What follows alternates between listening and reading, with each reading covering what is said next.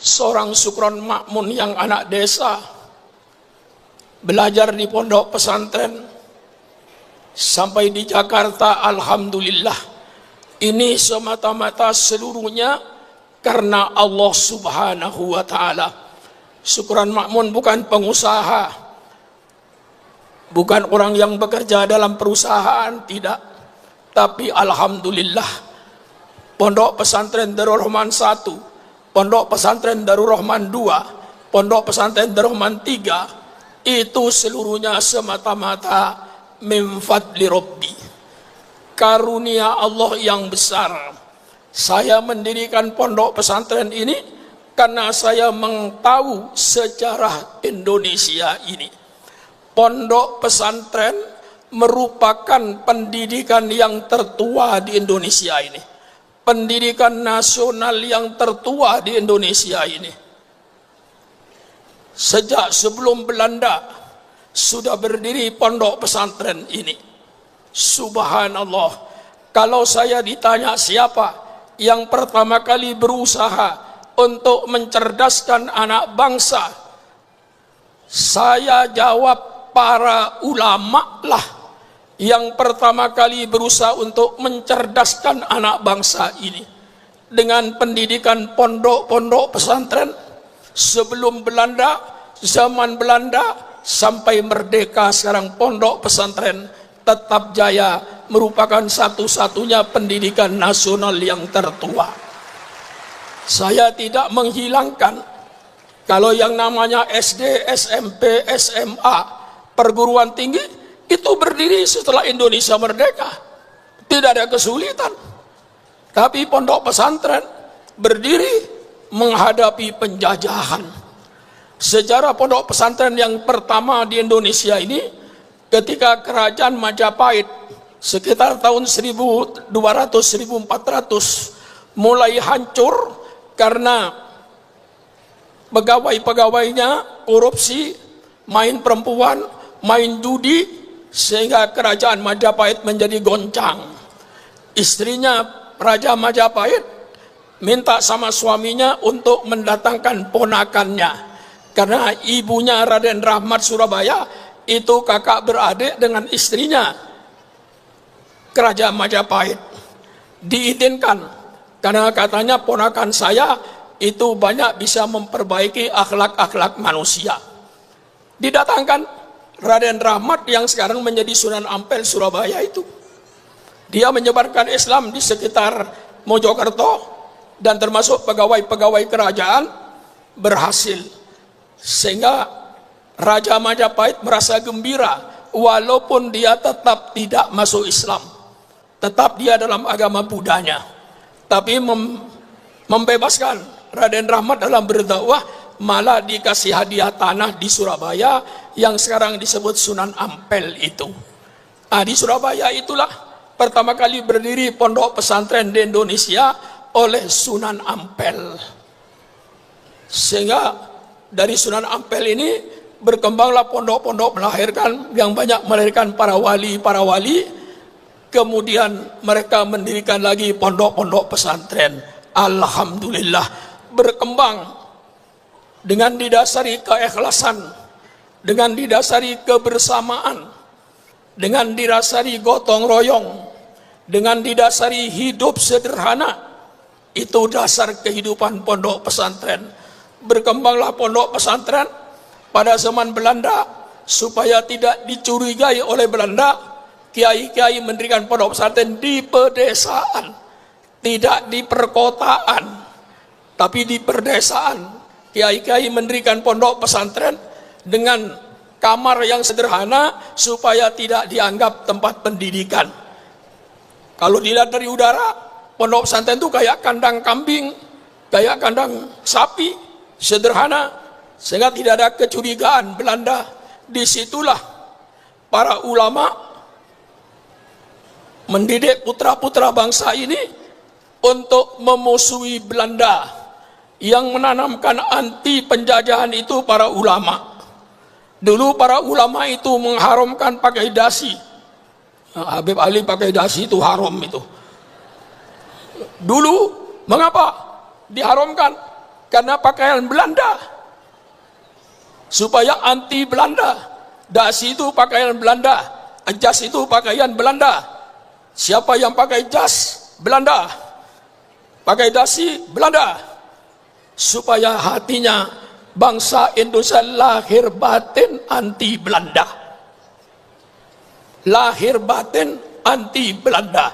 Itulah sebabnya dari pesantren dan lahir pahlawan-pahlawan bangsa yang ditulis dengan tinta emas oleh pemerintah. Siapa Pangeran Diponegoro, alumni pondok pesantren di Jedes. Siapa Tengku Umar, siapa Imam Bonjol, siapa Sultan Hasanuddin. Ini pahlawan-pahlawan bangsa yang ditulis dengan tinta emas. Subhanallah, subhanallah, subhanallah. Terus berjuang pesantren anti Belanda. Tidak ada pondok pesantren yang berkoalisi dengan Belanda, ditanamkan anti Belanda. Sehingga ketika keluar slogan jihad pada 10 November, ketika Inggris dan Belanda mau kembali, Kiai Hasyim Asy'ari komando seluruh pesantren keluar lawan Belanda itu, mati syahid. Senjatanya apa? Bambu runcing. Ada senjata sapu tangan oleh Kiai Jampes, hanya dikasih sapu tangan, suruh putar. Itu mengeluarkan peluru. Belanda kelabakan, Inggris kelabakan. Dengan kapal-kapal perangnya yang besar, dengan senjatanya yang lengkap, hanya dilawan dengan bambu runcing. Karena komando kiai, sami'na wa ta'na. Lah ini sejarah. Maka pemimpin-pemimpin bangsa ini harus tahu sejarah bangsanya. Jadi pemimpin Indonesia tidak tahu sejarah bangsanya akan menjadi pemimpin yang tidak bijaksana. Semua pemimpin Indonesia baca sejarah. Kontribusi umat Islam itu tidak sedikit. Kalau orang bertanya, Pak Kiai, mana buktinya kontribusi umat Islam? Saya jawab, kalau Anda ingin tahu kontribusi umat Islam terhadap Indonesia ini, persilakan pemerintah adakan sensus kuburan. Alhamdulillah, setiap kota kabupaten ada taman pahlawan, taman pahlawan, taman pahlawan. Di Cirebon taman pahlawan, di Bogor taman pahlawan, di Sukabumi taman pahlawan. Tolong pemerintah, sensus itu, kuburan itu, tanya siapa yang terlentang di kuburan itu. Tanya nama siapa, agama apa, nama siapa, agama apa, nama siapa, agama apa. 99% darahnya umat Islam untuk NKRI ini. Darahnya umat Islam. Dan kalau sudah disebut umat Islam, pesantren kaitannya. Jadi yang banyak perjuangannya siapa? Ya persilakan kuburan diperiksa. Maka selalu saya katakan, sebelum memimpin di Indonesia ini, baca sejarah Indonesia ini. Kalau tidak karena kiai, tidak ada NKRI. Saya baca sejarah itu. Ketika tahun 1145, Bung Karno membentuk 60 orang untuk mencari format Indonesia. Gagal. Gagal. Kemudian Bung Karno membentuk 9 orang. Termasuk Bung Karno, Bung Hatta dari golongan Kristen, namanya A.A. Maramis, dengan Agus Salim, dengan Pak Wahid Hasyim daripada golongan nasional.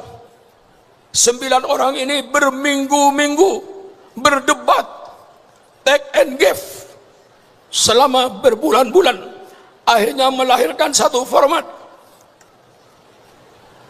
yang berbunyi Negara Republik Indonesia berdasarkan ketuhanan dengan kewajiban menjalankan syariat Islam bagi pemeluk-pemeluknya. Itu dikenal dengan Piagam Jakarta, yang sekarang sudah banyak enggak tahu Piagam Jakarta ini. Piagam Jakarta berbunyi Negara Republik Indonesia berdasarkan ketuhanan dengan kewajiban menjalankan syariat Islam bagi pemeluknya. Itu terjadi sebelum jam 10 tanggal 17 Agustus sore, jam 3 sore, dari Angkatan Laut Jepang datang ke Bung Hatta menyatakan Kalau 7 kata itu tidak dicabut, kami tidak ikut. Berarti Indonesia Timur akan memproklamasikan sendiri. Waktu itu Indonesia akan pecah jadi 2, Indonesia Barat dan Indonesia Timur. Tanggal 18 Agustus Bung Hatta ngumpulkan kembali 9 orang ini. Timbul perdebatan, dicabut atau tidak dicabut, dicabut atau tidak dicabut, karena sangat mengkhawatirkan Republik ini akan pecah jadi 2. Maka para ulama dengan rasa toleransi berkorban,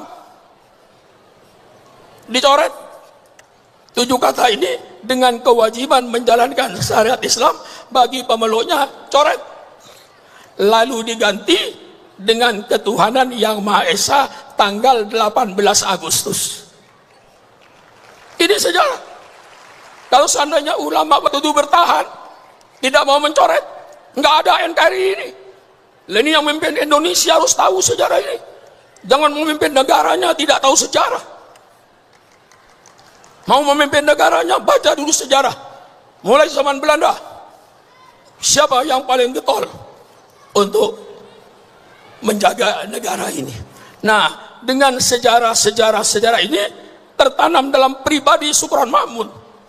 Saya harus melanjutkan perjuangan orang tua-tua kita dengan mendirikan pondok pesantren ini.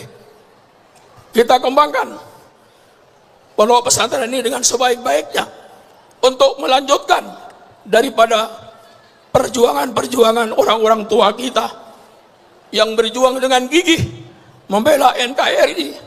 Maka NKRI ini harus diisi dengan manusia-manusia yang beriman, diisi dengan manusia-manusia yang bertakwa kepada Allah. Jangan negara dipimpin oleh perampok-perampok. Sekarang negara masih banyak yang pemimpin perampoknya. Berapa gubernur yang masuk penjara? Berapa menteri yang masuk penjara? Berapa anggota DPR? Berapa anggota DPR yang masuk penjara? Berarti kita ini dipimpin oleh perampok. Mudah-mudahan dalam pemerintahan Bapak Prabowo ini saya mempunyai harapan.